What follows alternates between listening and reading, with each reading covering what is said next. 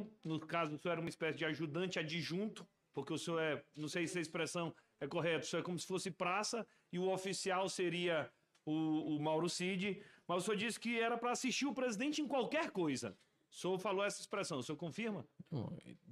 Não é... Não, tá entre aspas, a sua expressão. Entendeu? Assistir o presidente em qualquer coisa. Dentro das demandas necessárias do presidente da República. Perfeito. E o senhor ainda disse mais, que na prática, quem executava mesmo era o senhor, porque o Mauro Cid, general, coronel, tenente-coronel, não era ele quem fazia o trabalho operacional, mas muito mais das vezes era o senhor próprio quem fazia. Barrar um parlamentar, pegar um documento que caiu, um óculos que caiu, pequenas tarefas de uma forma geral.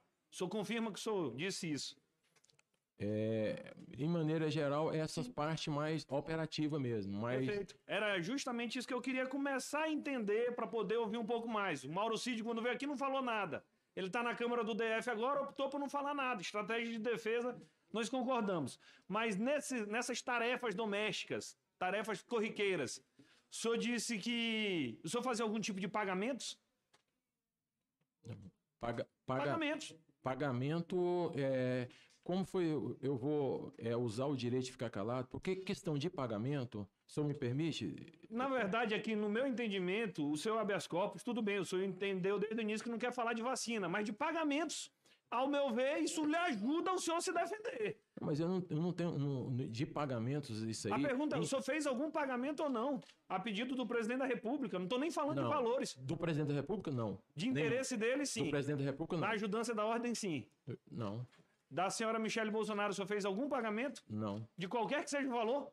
Eu recebia, quando era, vamos dizer assim, para fazer um exemplo. Pequenos pagamentos. Já fiz. O senhor acabou de dizer que não fez. Não. O senhor fez ou não fez? Eu estou falando aqui, eu fiz um pagamento de boleto da filha do presidente do colégio que ela estudava no... O senhor, quando fazia pagamento, naturalmente não era da sua conta, era com dinheiro em espécie.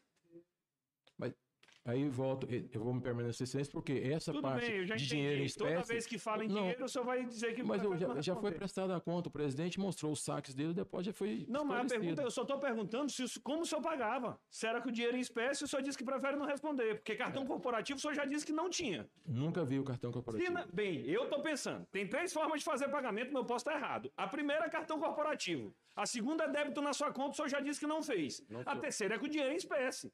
O senhor pode ficar em silêncio, é um direito seu e eu defendo o seu direito.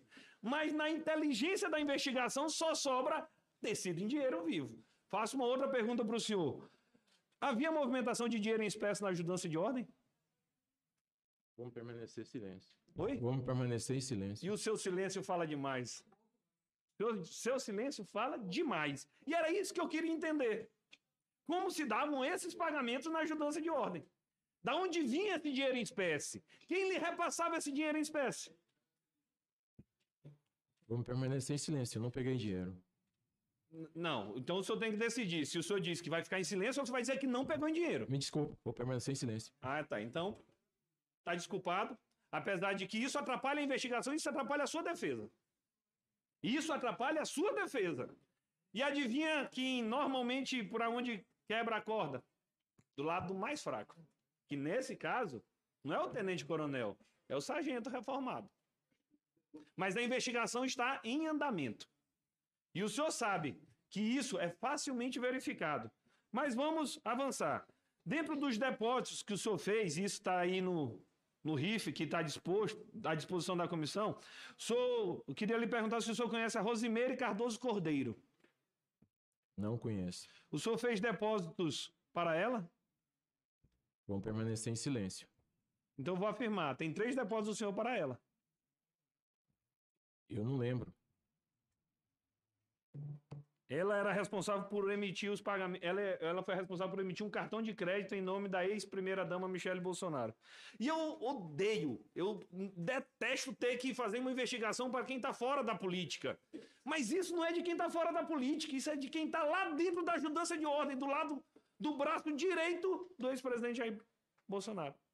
E é isso que eu quero saber. Da onde vinha o dinheiro em espécie, como eram esses pagamentos, qual era o volume em espécie que havia circulando na ajudância de ordem.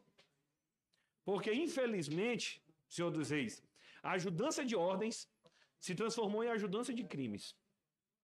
Porque todos os crimes que nós estamos investigando nessa CPI, a ajudância de ordem está lá no meio. Todos. Acampamento. E o pior foram as justificativas que o senhor trouxe a essa comissão. Repito, respeito seu direito de defesa. Mas em relação ao acampamento que o senhor passou, o senhor disse que foi lá por curiosidade rapidinho. E no outro acampamento de Goiânia, o senhor falou, não, era uma ironia, eu e o Mauro Cid. Nós estávamos brincando. Tu não quer vir para cá? E ele responde, por mim o pessoal fica aí mesmo. Sendo que o diretor da BIM veio aqui e disse que esse acampamento era fábrica de golpista. Que nesses acampamentos até discussão sobre implantar bomba na véspera de Natal tinha. E lá o senhor escolhe o caminho do sorriso. Sobre a minuta golpista, que rodou em todo o núcleo bolsonarista, o senhor disse, não, eu só repassei uma matéria de jornal. E era uma matéria de jornal de um tema que era recorrente lá onde o senhor trabalhava, na ajudância de ordem, na ajudância do crime. Fraude no cartão de vacina. O presidente da República não está no Brasil no dia do acontecido. O senhor disse que se reserva o direito de não responder. O senhor quer falar algo sobre o cartão de vacina? Não, senhor. Tudo bem, é o direito do senhor. Mas o seu silêncio não pode ser usado contra o senhor. Mas, na minha linha de raciocínio investigativa, o senhor foi o principal responsável pela fraude no cartão. Pelo local que aconteceu, pelas pessoas relacionadas, porque o senhor era quem executava operacionalmente as ordens. E o seu silêncio lhe prejudica. Neste caso, quando o senhor deixa de se defender. É um direito seu, mas o senhor deixa de se defender. A justificativa para parte do dinheiro vivo, o senhor disse que era um consórcio. Existe a história que é crível, aquela que a gente crê. E existe a história que é incrível, que é difícil de acreditar. Essa história de que um sargento do Exército, que tem um salário aí entre 10, 12, 13 mil reais, já no avançar da carreira, movimenta 3 milhões e 300 entre entrada e saída da sua conta, fora o dinheiro vivo lá da ajudância de ordem. E o senhor disse que parte disso era equivalente a um consórcio. É uma história incrível. Difícil de se acreditar. Dia 8 de janeiro. Olha a história incrível do senhor mais uma vez. Estou em casa assistindo televisão. Eu também estava em casa, eu também estava acompanhando. O senhor olha o pessoal invadindo os 3 poderes. O que o senhor faz? Estou curioso. Eu vou lá olhar. Foi o que o senhor disse aqui. Ninguém consegue acreditar nessa versão. Ninguém consegue acreditar. Aí o senhor disse que chegou, porque demorou, desce no Conjunto Nacional, pega o 99. Chegou e disse, não, agora a PM já pacificou. Aí o senhor disse, perdi o interesse. Eu vou só até ali na rampa. E olha, é na rampa aqui do Congresso Nacional que o senhor esteve? Ou foi na rampa do Palácio do Planalto? Não, do Congresso. Aí vê como são as ironias da vida. O senhor sobe na rampa, um dia, pensando ser um manifestante. Depois o senhor sobe a rampa agora como investigado na CPMI. Já depois de preso 114 dias. Vê as ironias? Mas o senhor disse, não, era apenas uma curiosidade. Aí me arrependi, peço desculpa. Esse negócio de Jair se arrependendo, não adianta, porque não apaga os malfeitos. Não apaga a sua participação aqui, sua omissão. O senhor, ainda que reformado das Forças Armadas, ao olhar, sendo depredado a sede dos 3 poderes, registra a foto. O senhor procurou alguém para fazer algum tipo de denúncia posteriormente? Quando eu cheguei, eu falei para o senhor, já estava todo sob o comando da Polícia Militar do DF. Mas o senhor viu suas imagens, o senhor fez algum tipo de denúncia à controladoria, corregedoria, polícia, disponibilizou de alguma forma? Eu saí dali e voltei para minha casa. O senhor poderia ter tido uma outra medida várias das vezes, mas a opção do senhor era achar isso tudo normal. Era torcer pelo golpe. No fundo, o que o senhor queria era que isso aqui tivesse dado certo. Mas era impossível dar certo, porque o Estado brasileiro se impôs a partir da intervenção. Porque as normas têm que valer no nosso país. E, infelizmente, a ajudância de ordem se transforma em ajudância do crime. Participa de acampamento, minuta golpista, fraude no cartão de vacina, dinheiro vivo e invasão dos 3 poderes. Essa foi a sua participação com a sua história incrível e esdrúxula na manhã de hoje nessa CPMI.